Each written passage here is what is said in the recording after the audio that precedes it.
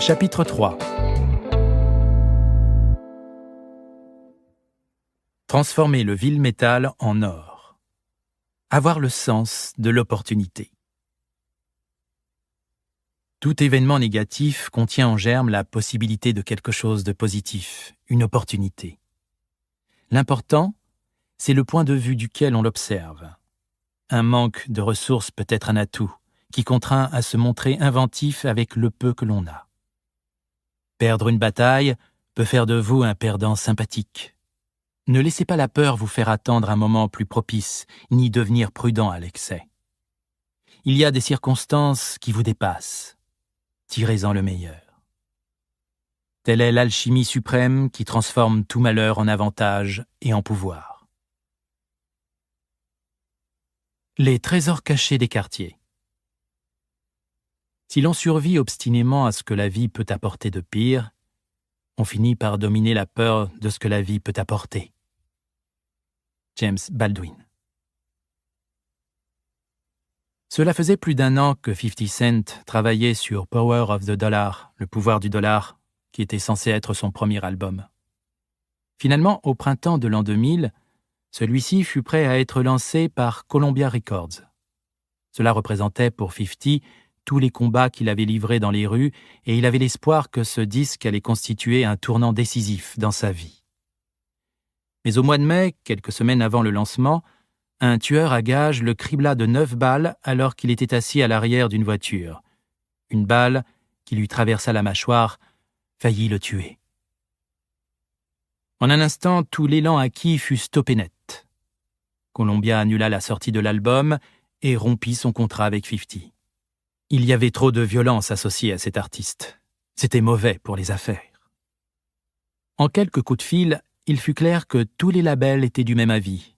C'est toute une industrie qui le blackballait. Un dirigeant lui dit carrément qu'il lui faudrait attendre au moins 2 ans avant de pouvoir songer à ranimer sa carrière. Cette tentative de meurtre était le résultat d'un différend qui avait surgi à l'époque où il était dealer. Les tueurs ne pouvaient se permettre de le laisser vivre et ils allaient essayer de finir ce qu'ils avaient commencé. Il fallait que 50 garde profil bas. Mais pour le moment, il n'avait pas d'argent et était dans l'incapacité de retourner dans la rue pour y vendre de la drogue. Beaucoup de ses amis, qui avaient espéré être associés à son succès de rappeur, se mirent à l'éviter. Alors qu'il se voyait déjà riche et célèbre, quelques semaines suffirent pour lui faire toucher le fond du trou. Et aucune solution pour s'en sortir ne semblait en vue. Était-ce là la fin de tous ses efforts ? Il aurait mieux valu qu'il meure ce jour-là plutôt que de se sentir si impuissant. Tandis qu'il gisait sur son lit chez ses grands-parents, se remettant de ses blessures, il écouta beaucoup la radio, et ce qu'il y entendit lui donna un énorme optimisme. L'idée commença à faire son chemin en lui que cet attentat était en fait une bénédiction, et que s'il y avait survécu, c'était pour une bonne raison. La musique serinée à la radio était un produit conditionné bien léché. Même les morceaux les plus agressifs, comme le gangsta rap, étaient bidons. Les paroles ne reflétaient rien de la vie dans la rue telle qu'il la connaissait. Cette façon de vouloir la faire passer pour authentique et urbaine le mettait dans une rage insupportable. Ce n'était donc pas le moment pour lui de se montrer peureux et déprimé, ni d'attendre quelques années que toute la violence qui l'entourait s'éteigne. Il n'avait jamais été un gangsta de studio. Et il avait 9 balles dans le buffet pour le prouver. Le moment était venu d'exprimer sa colère et ses sombres émotions dans une puissante campagne qui ferait trembler le hip-hop sur ses fondations. Quand il était dealer, 50 avait appris une leçon essentielle. Dans les quartiers, l'accès à l'argent et aux ressources est sévèrement limité. Un dealer doit transformer le moindre événement et l'objet le plus insignifiant en moyen pour faire de l'argent. Même la pire calamité qui vous frappe peut être transformée en or si vous êtes assez malin.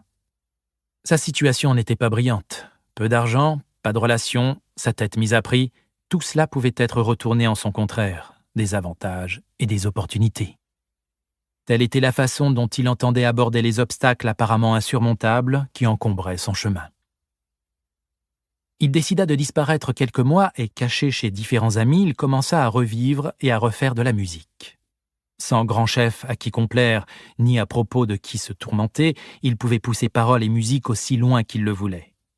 La balle qui lui avait frappé la langue avait changé sa voix. Elle était devenue sifflante. Le simple fait de bouger la bouche lui faisait mal. Il était donc obligé de faire un rap plus lent. Au lieu d'essayer de revenir à la normale et de rééduquer sa voix, il décida de transformer ce défaut en qualité. Désormais, son rap serait plus posé et menaçant. Le sifflement dans sa voix rappellerait aux auditeurs qu'une balle lui avait traversé la mâchoire. Il allait même insister sur ce point. Pendant l'été 2001, alors qu'on avait commencé à oublier 50, celui-ci lança soudain son premier morceau, intitulé « Fuck You ». Ce titre et les paroles exprimaient ce qu'il ressentait à propos de ses assassins et de tous ceux qui voulaient le voir disparaître. Le simple fait de lancer ce morceau était suffisamment éloquent. Il défiait ouvertement et publiquement ses ennemis. C'était le retour de 50, et pour le faire taire, il n'y avait qu'un moyen. La colère palpable dans sa voix et la dureté de la musique firent sensation. Un autre aspect lui donnait encore plus de punch. Comme il défiait ses assassins, le public allait devoir se jeter sur ce qu'il produisait avant qu'il ne se fasse tuer. Ce sentiment de mort imminente en faisait un spectacle irrésistible. Il se mit à écrire un morceau après l'autre. Ceci était inspiré par la colère qu'il ressentait et par les doutes qu'on avait eus à son sujet. Tout cela était embrasé par un sentiment d'urgence. C'était sa dernière chance d'y arriver. Il travailla donc jour et nuit. Les compilations de 50 commencèrent à sortir à une cadence effrénée. Il comprit bientôt l'immense avantage qu'il possédait dans cette campagne commerciale, le sentiment qu'il avait déjà touché le fond et qu'il n'avait rien à perdre. Il pouvait se permettre d'attaquer l'industrie du disque et de se moquer de la timidité dont elle faisait preuve. Il pouvait pirater les grands succès du moment et les affubler de paroles féroces de son cru. Il se fichait des conséquences. Et plus loin il poussait le bouchon, mieux le public réagissait. On adorait le voir transgresser les tabous. C'était comme une croisade contre la méchanceté bidon des morceaux qui passaient à la radio. Écouter 50, c'était déjà soutenir sa cause. Il continua ainsi à transformer tout ce qu'il pouvait y avoir de négatif en positif. Faute d'argent pour distribuer ses compilations à grande échelle, il décida d'encourager les bootleggers à pirater ses morceaux et à répandre sa musique comme un virus. Sa tête était toujours mise à prix. Il ne pouvait ni donner des concerts, ni faire de la promotion en public. Mais il se débrouilla pour retourner même cet aspect en sa faveur. Le fait d'entendre sa musique partout et de ne pas pouvoir le voir fit de lui un mythe. Et les gens redoublèrent d'attention pour lui. À coups de rumeurs et de bouche à oreille se créa une véritable mythologie autour de 50 Cent. Il se fit encore plus rare pour nourrir ce processus. L'élan que cela lui donna fut colossal. On ne pouvait plus faire un pas dans New York sans entendre sa musique à tous les coins de rue. Bientôt, l'une de ses compilations vint aux oreilles d'Eminem qui y vit l'avenir du hip-hop.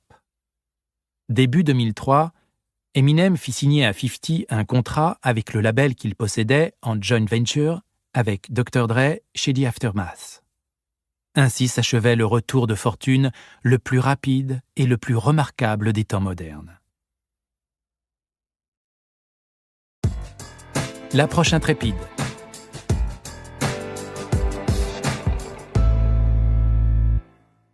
Tout négatif est positif. Les mauvaises choses qui m'arrivent, je me débrouille pour les rendre bonnes. Rien de ce que l'on peut me faire ne risque de m'atteindre. 50 Cent. Dans la vie, il n'y a pas d'événements négatifs ou positifs. Tous sont neutres. L'univers ne se soucie pas de notre sort. Il est indifférent à la violence que l'on subit et même à notre mort. Il y a des choses qui nous arrivent, un point c'est tout. C'est notre esprit qui choisit de les interpréter comme négatives ou positives. Et comme chacun possède dans ses couches profondes des niveaux de peur, notre tendance est de voir dans les obstacles provisoires quelque chose de plus grave, des revers, des crises. Dans un tel état d'esprit, on exagère les dangers. Si quelqu'un vous attaque et vous fait un tort quelconque, on se focalise sur l'argent ou la position que l'on a perdue dans ce combat, sur la publicité négative et sur les émotions terribles que cela a soulevées. Nous n'en devenons que trop prudents, et en sommes réduits à nous recroqueviller dans l'espoir de nous épargner les choses négatives. Voici le moment, se dit-on, de faire profil bas et d'attendre que la situation se calme. On aspire à la tranquillité et à la sécurité. Ce que l'on ne conçoit pas alors, c'est que par mégarde, on envenime la situation. Pendant que vous vous tenez tranquille, votre rival se renforce. La publicité négative vous colle à la peau. Quand le fait d'être trop prudent devient une habitude, cela perdure dans les moments moins difficiles. Il devient de plus en plus dur de passer à l'offensive. En somme, si vous qui avez choisi de considérer les inévitables revers de fortune comme des malheurs en leur donnant un poids et une durée qu'ils ne méritent pas. Ce qu'il faut faire, en revanche, comme 50 l'a découvert, c'est prendre le point de vue opposé. Au lieu de demeurer prostré à chaque coup du sort, il faut y voir un avertissement, un défi à transformer en opportunité de pouvoir. Alors, votre niveau d'énergie augmente. En portant le coup suivant, vous surprenez vos ennemis par votre audace. Vous vous souciez moins de ce que les gens pensent de vous et, paradoxalement, cela les conduit à vous admirer davantage. La publicité négative joue à rebours. Vous n'attendez pas que les choses s'arrangent. Vous saisissez votre chance de vous affirmer.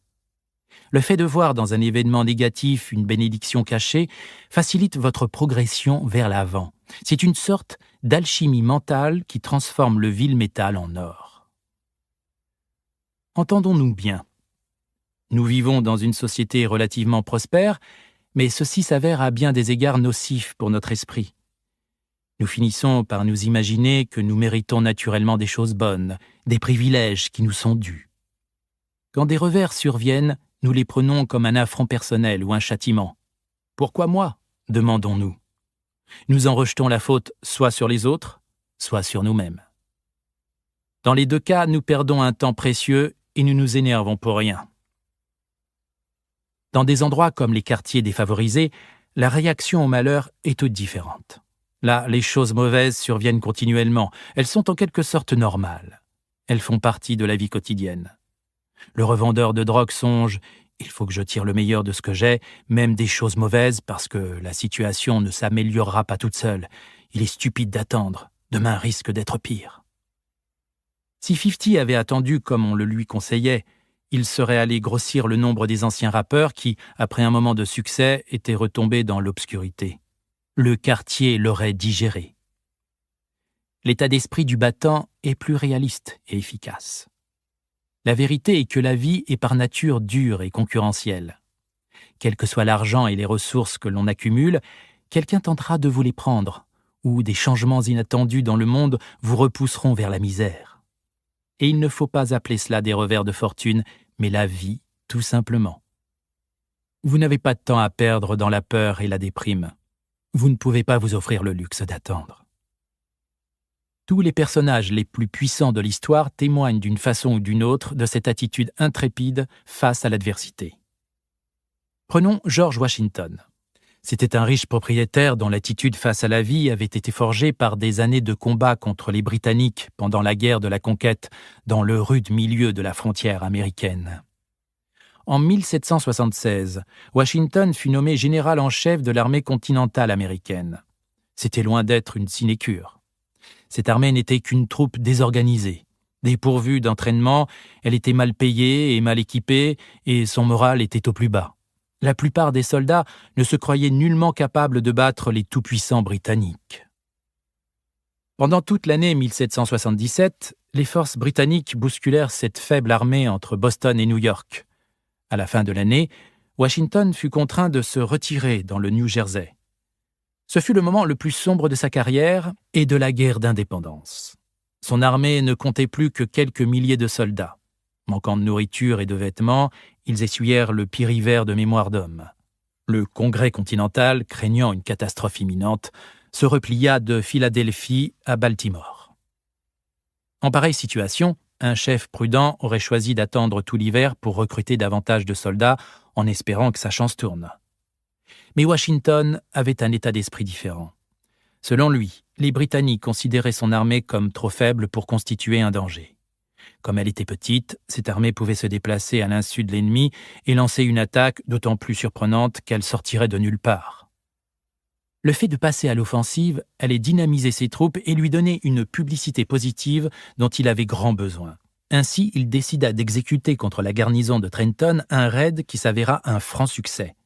Il s'en prit ensuite aux provisions britanniques de Princeton.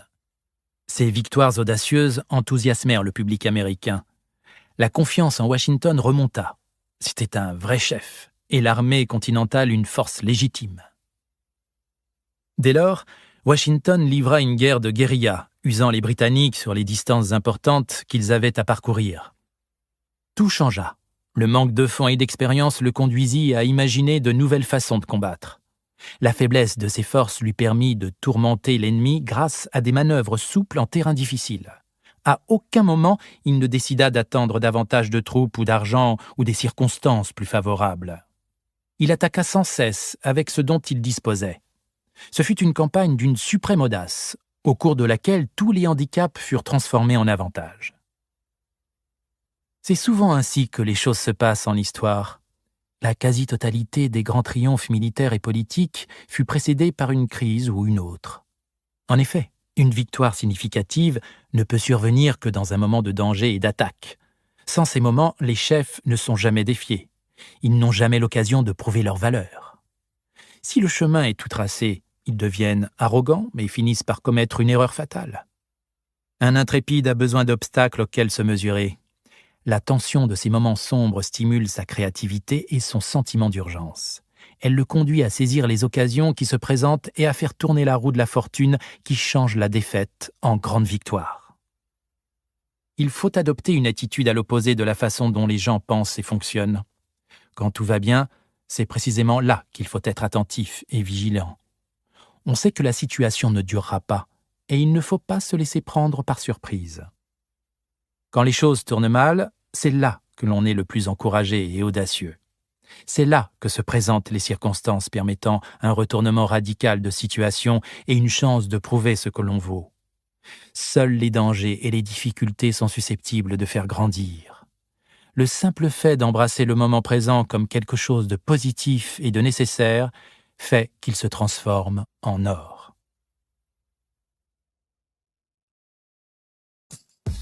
Les clés de l'intrépidité. Dans tous les coins de la terre sont assis des hommes qui attendent. Ils ne savent pas ce qu'ils attendent, et encore moins qu'ils attendent en vain. Parfois, l'avertissement qui les réveille, tel accident qui donne la permission d'agir, arrive trop tard quand le meilleur de leur jeunesse et de leur force d'action a déjà été usé par l'attente. Mais beaucoup ont constaté avec horreur que quand ils bondissent, leurs membres sont engourdis, leur esprit s'est appesanti. Il est trop tard, disent-ils, car ils ont perdu foi en eux-mêmes. Et par conséquent, ils demeurent inutiles pour toujours. Friedrich Nietzsche. Notre esprit possède des pouvoirs que nous n'avons même pas commencé à exploiter. Ces pouvoirs découlent d'un mélange de concentration, d'énergie et d'ingéniosité accrue face aux obstacles. Chacun a la capacité de développer ses pouvoirs, mais au départ, il faut être conscient de leur existence. Cela est difficile dans une culture où l'on considère les moyens matériels, technologie, argent, relations, comme la solution à tout. Nous assignons des limites inutiles à ce que notre esprit peut accomplir, et cela devient notre réalité. Examinons le concept d'opportunité pour l'éclairer de la lumière la plus vive. D'après la sagesse populaire, l'opportunité est quelque chose qui existe quelque part dans le monde. Si elle se présente à nous et que nous la saisissons, elle nous apporte argent et pouvoir. Ce peut être un emploi qui nous convient parfaitement, une chance de créer ou d'entrer dans une nouvelle entreprise, le fait de rencontrer la bonne personne. De toute façon, cela suppose que l'on se trouve au bon endroit au bon moment et que l'on a les compétences adaptées pour profiter de ce moment propice. Nous estimons en général que de telles occasions ne se produisent que rarement dans la vie. La plupart des personnes attendent qu'une occasion pareille croise leur chemin. Ce concept n'a que des applications extrêmement limitées. Il suppose que l'on dépende de forces extérieures. Il découle d'une attitude face à la vie craintive et passive contre-productive. Il restreint notre esprit à un tout petit cercle de possibilités. La vérité est que, pour l'esprit humain, tout ce qu'il rencontre peut devenir outil de pouvoir et d'expansion. Nombreux sont ceux qui se trouvent un beau jour en situation difficile. Devoir exécuter quelque chose dans un délai impossible à tenir, être trahi par une personne dont on attendait de l'aide, être parachuté dans un pays étranger où l'on doit brusquement se débrouiller tout seul. Dans ces situations, la nécessité nous presse. Il nous faut faire le travail, résoudre les problèmes rapidement, ou nous en subirons les conséquences immédiates. À ce moment, notre esprit se met à tourner au régime supérieur. Nous trouvons l'énergie nécessaire parce qu'il le faut bien. Nous accordons de l'attention à des détails qui nous échapperaient normalement, car ce sont eux qui peuvent faire la différence entre le succès et l'échec, la vie et la mort. Nous sommes surpris de notre propre créativité. C'est dans des moments pareils que nous nous entrevoyons ce pouvoir mental potentiel auquel nous ne faisons généralement pas appel. Ah, si seulement nous avions cet esprit et cette attitude dans la vie de tous les jours. C'est cela que nous appellerons sens de l'opportunité. Les vrais opportunistes n'ont pas besoin de circonstances pressantes et stressantes pour se montrer vigilants et inventifs. Ils sont ainsi en permanence. Dans les événements les plus banals et insignifiants, leur énergie agressive leur fait pourchasser les possibilités d'expansion. Ils font flèche de tout bois. Grâce à ce concept élargi d'opportunité, ils s'en créent davantage et acquièrent un pouvoir important. En ce sens, le plus grand opportuniste de l'histoire fut Napoléon Bonaparte. Rien n'échappait à son attention. Il se concentrait avec une intensité suprême sur tous les détails et trouvait les moyens de transformer les aspects les plus insignifiants de l'art de la guerre en outils de pouvoir. Par exemple, la façon de faire mouvement et de transporter les provisions, la manière d'organiser les troupes en divisions. Il exploitait impitoyablement la moindre erreur de ses adversaires. Il était passé maître dans l'art de transformer la pire situation sur le champ de bataille en contre-attaque dévastatrice. Tout cela découlait de la détermination qu'avait Napoléon à voir tout ce qui se passait autour de lui comme des opportunités. En les cherchant, il les trouvait. Cela devint pour lui un exercice mental qu'il affina au plus haut degré. Ce pouvoir est à notre portée si nous mettons en pratique les 4 principes suivants. Tirer le maximum de ce que l'on a. En 1704, un marin écossais nommé Alexander Selkirk fit naufrage sur une île déserte à quelques 400 milles au large de la côte du Chili. Il n'avait qu'un fusil, un peu de poudre, un couteau et quelques outils de menuisier. En explorant l'intérieur de l'île, il ne trouva qu'un troupeau de chèvres, des chats, des rats et des animaux inconnus qui faisaient des bruits bizarres la nuit. Il n'y avait pas d'abri. Il décida de rester sur la côte, dormit dans une grotte et se procura de quoi manger à suffisance en prenant du poisson. Lentement, il se laissa gagner par le découragement. Il savait qu'il allait manquer de poudre, que son couteau allait rouiller et que ses vêtements lui pourriraient sur le dos. Il ne pouvait pas survivre uniquement de poissons. Il n'avait pas assez de provisions pour s'en sortir, et sa solitude était accablante. Si seulement il avait pu récupérer davantage de matériel dans son bateau. Soudain, la côte fut envahie par les otaries. C'était leur saison de reproduction. Cela l'obligea à se retirer vers l'intérieur de l'île. Là, il ne pouvait pas se contenter d'attraper du poisson au harpon et de rester dans sa grotte à ruminer. Il s'aperçut rapidement que dans cette sombre forêt, il y avait tout ce dont il avait besoin. Avec du bois local, il construisit une série de huttes. Il cultiva différents arbres fruitiers. Il apprit à chasser les chèvres. Il apprivoisa des dizaines de chats sauvages qui le protégèrent des rats et lui fournirent une compagnie dont il avait grand besoin. Il démonta son fusil devenu inutile et en fit des outils. Son père, qui était cordonnier, lui avait appris le métier. Il se fit des vêtements avec des peaux de bêtes. Bref, il renaissait. Son découragement avait disparu. On vint finalement à son secours, et cette expérience avait complètement transformé sa façon de voir les choses. Des années plus tard, il évoqua cette époque comme la plus heureuse de sa vie. La plupart des personnes se comportent comme Selkirk, juste après son naufrage. Nous faisons l'inventaire de nos ressources matérielles et nous déplorons de ne pas en avoir plus. Mais une possibilité différente s'offre à nous. Admettre que de nouvelles ressources ne viennent pas nécessairement de l'extérieur et utiliser de notre mieux ce dont nous disposons. Il peut s'agir de documents permettant d'écrire un livre ou de gens qui travaillent dans le même organisme que nous. Si nous cherchons à en avoir davantage, par exemple des informations ou des gens extérieurs prêts à nous aider, cela n'améliorera pas forcément notre situation. En fait, l'attente et la dépendance nous rendent moins créatifs. Quand nous nous attelons au travail avec ce que nous avons, nous trouvons de nouvelles façons de nous en servir. Nous résolvons des problèmes, nous développons des compétences qui nous serviront de façon répétée et nous prenons confiance en nous-mêmes. Si nous devenons riches et que nous nous fions à notre argent et à nos techniques, notre esprit s'atrophie et la richesse ne dure pas. Faire de tout obstacle une opportunité. Pour le grand boxeur Joe Louis, le racisme des années 1930 était un terrible obstacle. Son prédécesseur, Jack Johnson, était le boxeur noir le plus célèbre de l'époque. Johnson avait un talent sans pareil et il battait facilement ses adversaires blancs. Mais c'était un émotif, et quand une foule hostile scandait « Mort aux nègres », cela le rendait foudrage. Il n'eut que des ennuis et rapidement se laissa démolir par toute cette haine. Louis avait autant de talent, mais tel qu'il voyait la situation, il ne pouvait ni jubiler ni montrer la moindre émotion sur le ring. Cela aurait déchaîné le public blanc et nourri le préjugé selon lequel un boxeur noir est un hystérique. Pourtant, un combattant est porté par ses émotions, son agressivité. Il s'en sert pour battre son adversaire. Au lieu de se rebeller contre cet état de choses ou d'abandonner, Louis décida de tout retourner à son avantage. Il choisit de ne montrer nulle émotion sur le ring. Après avoir mis KO un adversaire, il retournait calmement dans son coin. Ses adversaires et le public tentaient de le faire réagir, mais il résistait. Il mit tout son esprit et sa colère au service de ce masque impassible et impressionnant.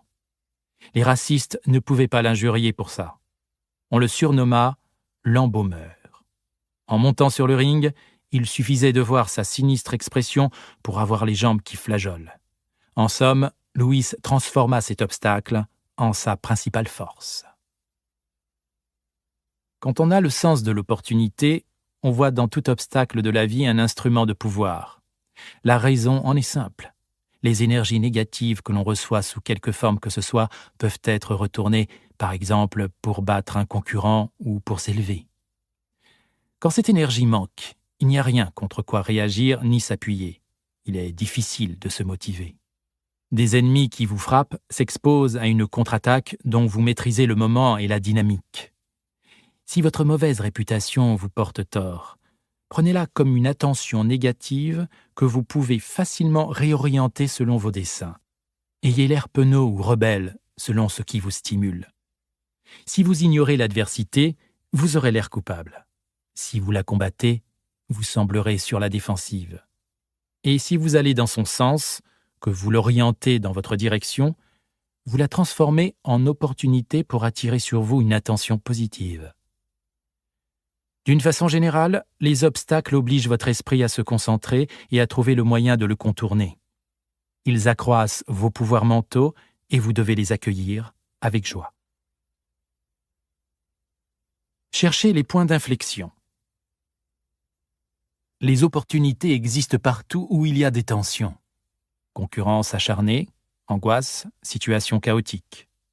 Quelque chose d'important est en train de se passer et, si vous êtes capable d'en déterminer la cause, vous pouvez y trouver une opportunité magnifique. Cherchez dans le monde des affaires des succès et des échecs foudroyants que les gens ont du mal à expliquer. Ils révèlent souvent des modifications sous-jacentes. Peut-être quelqu'un a-t-il par hasard inventé une nouvelle façon de s'y prendre que vous devez analyser. Examinez les pires phobies de ceux qui exercent dans un domaine ou une industrie. Les changements profonds font en général peur à ceux qui ne savent pas comment les aborder. Vous pouvez être le premier à les exploiter à des fins positives. Ouvrez l'œil pour percevoir tout changement de goût ou de valeur. Les médias et les gens en place dénonceront souvent ces changements. Ils y verront un signe de décadence morale et une menace de chienlit. Les gens ont peur de la nouveauté. Vous pouvez transformer cela en opportunité en étant le premier à donner un sens à ce désordre apparent en lui conférant une valeur positive. Ne soyez pas à l'affût des modes, mais des changements durables dans les goûts du public. Une opportunité sur laquelle vous pouvez faire fond se présente quand la jeune génération réagit contre les vaches sacrées de la génération précédente. Si telle classe d'âge donne la priorité à la spontanéité et au plaisir, vous pouvez être sûr que la suivante aspirera à l'ordre et à l'orthodoxie. En attaquant le premier les valeurs de la génération ancienne, vous pouvez attirer l'attention de beaucoup. Agir avant d'être prêt. La plupart des gens attendent trop avant de passer à l'action, en général par peur. Ils voudraient davantage d'argent, des circonstances plus favorables. Faites le contraire. Bougez avant de vous croire prêt. C'est comme si vous vous rendiez la vie un peu plus difficile, en créant délibérément des obstacles sur votre chemin. Et c'est une loi du pouvoir. Votre énergie s'ajustera au niveau approprié. Quand vous sentez que vous devez travailler dur pour atteindre votre but parce que vous n'êtes pas complètement prêt, cela vous rend plus vigilant, plus inventif. Il vous faut réussir et vous réussirez. C'est vrai pour les hommes d'aujourd'hui, c'était déjà vrai dans l'Antiquité. Jules César était face à la plus grande décision de sa vie quand il dut choisir entre attaquer Pompée en déclenchant une guerre civile et attendre un moment plus propice. Il était devant le Rubicon, le cours d'eau séparant la Gaule de l'Italie, avec des forces bien réduites. L'attaque semblait impensable à ses lieutenants, mais César estima que le moment était venu. Il comptait compenser la faiblesse de ses troupes avec un moral de fer et son propre talent stratégique. Il franchit le Rubicon, surprit l'ennemi et n'eut pas à regarder en arrière. Quand Barack Obama envisagea de se présenter à la présidence des États-Unis en 2006, tout le monde ou presque lui conseilla d'attendre son tour. Il était trop jeune, trop peu connu. Hillary Clinton dominait la scène politique. Il jeta aux orties toute prudence et se lança dans la course. Comme toutes et tous étaient contre lui, il eût fallu se rattraper avec davantage d'énergie, une meilleure stratégie et plus d'organisation. Il se montra à la hauteur avec une campagne magistrale qui transforma tous les facteurs négatifs en vertus. Son inexpérience représentait le changement, etc. Rappelez-vous ceci. Comme l'a dit Napoléon, le moral est 3 fois plus important que les forces matérielles. Votre motivation et votre énergie ainsi que celle de votre armée comptent 3 fois plus que vos ressources physiques. Avec de l'énergie et un bon moral, un homme peut surmonter tout obstacle ou presque et créer des opportunités à partir de rien.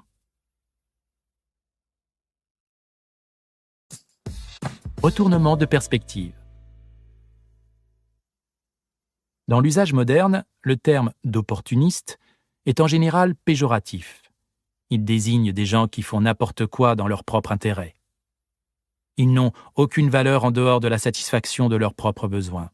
Ce sont des parasites. Mais cette interprétation est erronée et découle d'une tradition séculaire d'élitisme selon laquelle les opportunités sont réservées à quelques puissants privilégiés. Les petits, qui essaient de se distinguer d'une façon ou d'une autre, sont considérés comme machiavéliques, alors que les gros déjà bien installés qui pratiquent les mêmes stratégies sont vus comme intelligents et ingénieux. Ces jugements reflètent la peur. L'opportunisme est en fait un grand art qui a été étudié et pratiqué par beaucoup de cultures antiques. Le plus grand héros de la Grèce, Ulysse, était l'opportuniste suprême. Dans chaque moment dangereux de son existence, il a exploité quelques faiblesses de ses ennemis pour les posséder et retourner le sort en sa faveur. Les Grecs le vénéraient comme quelqu'un qui savait naviguer au milieu des circonstances changeantes de la vie. Dans leur système de valeurs, les idéologues rigides, incapables de s'adapter et qui ratent toutes les opportunités, sont ceux qui méritent le dédain, car ils paralysent tout progrès. L'opportunisme découle d'un ensemble de convictions éminemment positives et puissantes que les stoïciens de la Rome antique résumaient du nom d'amor fati, ou amour du destin. Selon cette philosophie, tout événement qui arrive devait arriver. Quand on se plaint des circonstances, on rompt l'équilibre avec l'état naturel des choses. On souhaiterait que le destin soit différent. On doit au contraire accepter le fait que tous les événements surviennent pour une raison véritable et il faut nous convaincre que nous sommes capables de juger cette raison comme positive. Marc Aurèle comparait cela à un feu brûlant tout ce qui est sur son chemin. Toutes les circonstances se consument à la chaleur de notre esprit qui les transforme en opportunités. Un homme qui croit cela ne peut être atteint par rien ni personne. Les princes deviennent plus grands sans doute lorsqu'ils surmontent tous les obstacles qui s'opposaient à leur élévation. Aussi, quand la fortune veut agrandir un prince nouveau, qui a plus besoin qu'un prince héréditaire d'acquérir de la réputation, elle suscite autour de lui une foule d'ennemis contre lesquels elle le pousse afin de lui fournir l'occasion d'en triompher et lui donne ainsi l'occasion de s'élever au moyen d'une échelle que ses ennemis eux-mêmes lui fournissent. C'est pourquoi plusieurs personnes ont pensé qu'un prince sage doit, s'il le peut, entretenir avec adresse quelque inimitié pour qu'en la surmontant, il accroisse sa propre grandeur. Nicolas Machiavel.